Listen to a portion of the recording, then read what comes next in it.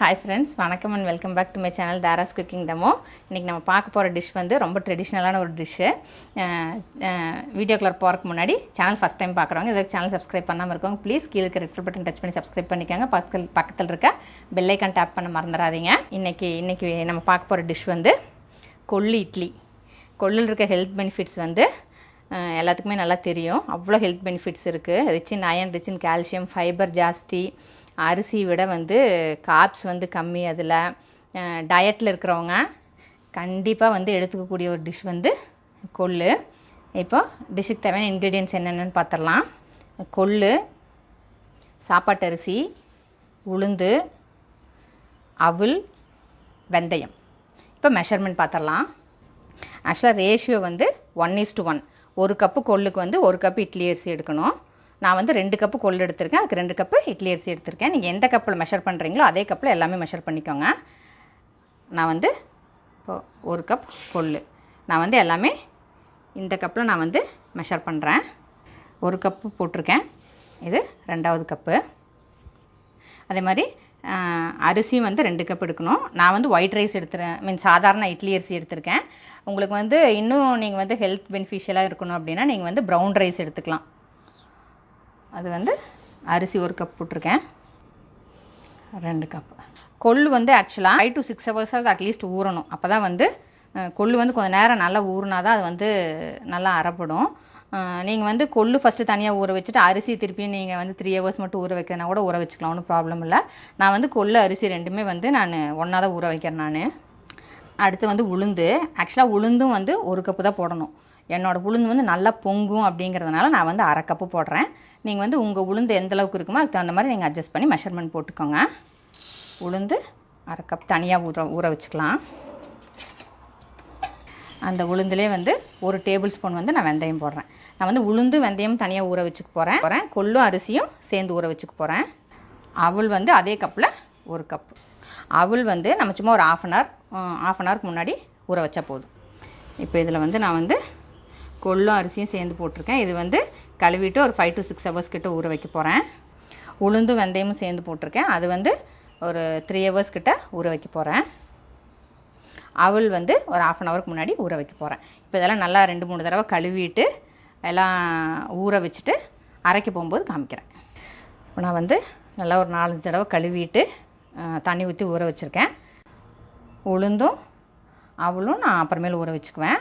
அதுக்கு முன்னாடி கொள்ளில் வந்து நிறைய கல், மண், தூசி எல்லாம் இருக்கும். உங்களுக்கு அரிக்க தெரிஞ்சால் நீங்கள் கொள்ளு ஊற வைக்கிறதுக்கு முன்னாடி ஃபஸ்ட்டு தனியாக அரிச்சிட்டு அதுக்கப்புறம் அரிசி கூட சேர்ந்து ஊற வைங்க. அரிக்க தெரியலை அப்படின்னா கொஞ்சம் கொஞ்சமாக பார்த்து அதில் இருக்கிற கல், மண், தூசியெல்லாம் சுத்தம் பண்ணிவிட்டு அதுக்கப்புறம் அரிசி கூட சேர்ந்து ஊற வச்சுக்கோங்க.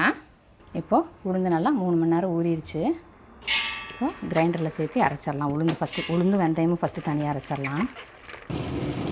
உளுந்துக்கு வந்து எப்போவுமே ஃபஸ்ட்டே மொத்தமாக தண்ணி சேர்த்தக்கூடாது. கெட்டியாக கொஞ்சம் கொஞ்சமாக தண்ணி தெளித்து அரைச்சா தான் நல்லா வந்து பொங்கி வரும் உளுந்து.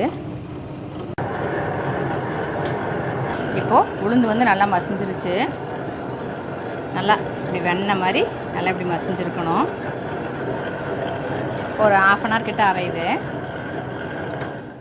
இப்போ கிரைண்டர் ஆஃப் பண்ணிவிட்டு நான் உளுந்து வந்து தோண்டிடுறேன்.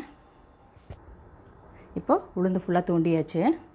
இப்போ மற்ற இன்க்ரீடியன்ஸும் நல்லா ஊறி இருக்குது. நான் அவள் வந்து ஒரு half அன் ஹவருக்கு முன்னாடி கழுவிட்டு இது கூடவே போட்டு ஊற வச்சுட்டேன். ஆக்சுவலாக நல்லா கழுவிட்டு நான் ஊற வச்சுருக்கேன். இந்த தண்ணி யூஸ் பண்ணி அரைச்சிக்கலாம். இப்போ இந்த மற்ற இன்க்ரீடியன்ஸ் எல்லாம் கிரைண்டரில் சேர்த்துட்றேன். ஆக்சுவலாக உளுந்துமே வந்து நம்ம ஃபஸ்ட்டே நல்லா கழுவிட்டு அந்த ஊற வைக்கிற தண்ணியிலே கடைசி தண்ணியில் ஊற வைக்கணும். அந்த ஊற வைக்கிற தண்ணியிலே அரைச்சிக்கிட்டோம்னா உளுந்து வந்து நல்லா பொங்கும்.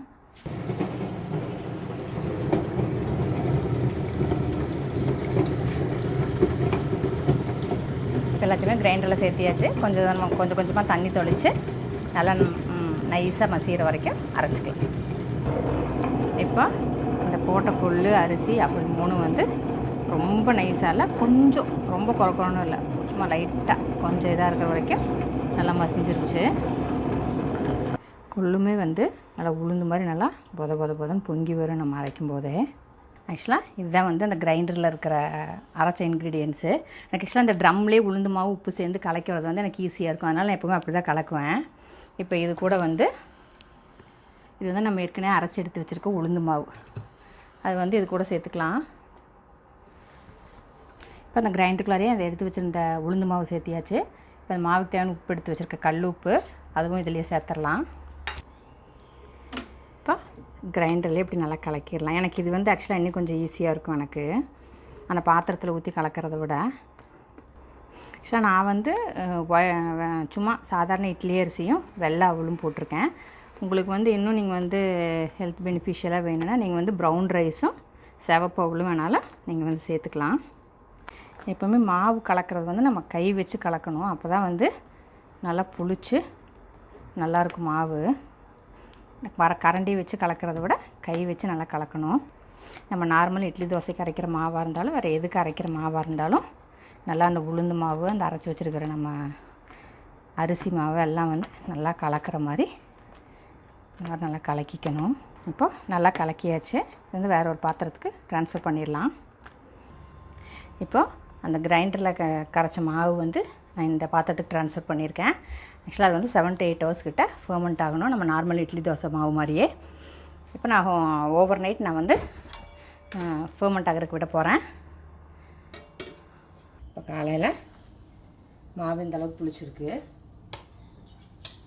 இது கலக்கலாம்.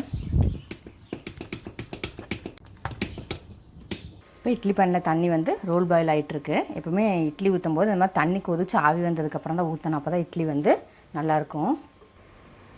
இப்போது இட்லி ஊற்றிடலாம். ஆக்சுவலாக இது கொள்ளில் வந்துட்டு பேட் கொலஸ்ட்ரால் வந்து கண்ட்ரோல் பண்ணுற இது வந்து இருக்குது. அதனால் டயட் ஃபாலோ பண்ணுறவங்க, வெயிட் லாஸ் மெயின்டைன் பண்ணுறவங்க தாராளமாக கொள்ளு வந்து எடுத்துக்கலாம். இப்போது இட்லி ஊற்றியாச்சு, நல்லா ஒரு 10 நிமிஷம் வேகட்டும். இப்போது 10 நிமிஷம் கிட்ட வெந்துருச்சு, ஒட்டவே இல்லை. சுட சுட ஹெல்த்தியான டேஸ்டியான கொள்ளு இட்லி ரெடி ஆயிடுச்சு. நான் வந்து தேங்காய் சட்னி, வெங்காயம் தக்காளி உனக்கான சட்னியோடு சர்வ் பண்ணியிருக்கேன். அந்த வெங்காயம் தக்காளி உனக்கான சட்னி வந்து ஏற்கனவே நான் போஸ்ட் பண்ணியிருக்கேன். நீங்கள் பார்க்கலன்னா லிங்க் வந்து டிஸ்கிரிப்ஷன் பாக்ஸில் தரேன், போய் செக் பண்ணிக்கோங்க. வீடியோ யூஸ்ஃபுல்லாக இருந்திருக்குன்னு நினைக்கிறேன். வீடியோ பிடிச்சிருந்தால் லைக் பண்ணுங்கள், ஷேர் பண்ணுங்கள், கமெண்ட் பண்ணுங்கள். சேனல் சப்ஸ்கிரைப் பண்ண மறந்துடாதீங்க. கீழே பக்கத்தில் இருக்க பெல் ஐக்கான் டேப் பண்ணிடுங்க. அப்போ என்னோடய புது வீடியோஸ் எல்லாம் நீங்கள் நோட்டிஃபிகேஷனாக வரும். இப்போ என்னோட எந்த வீடியோ நீங்கள் மிஸ் பண்ணாமல் பார்க்கலாம். இன்னொரு வீடியோவில் மீட் பண்ணுறேன். Until then, stay blessed and be happy always. Thank you.